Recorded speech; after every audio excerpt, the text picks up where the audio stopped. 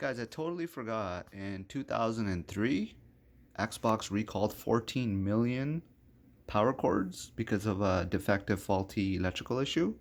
And while this notice is in French, I was able to piece together most of it.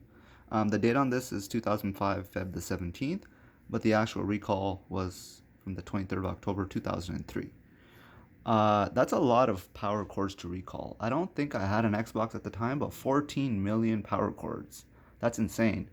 This is one of those documents that I don't know if they exist or many people have them, but I think it's cool that this is a timestamp in history for like a major turning point for Xbox, and I'm glad I kept this.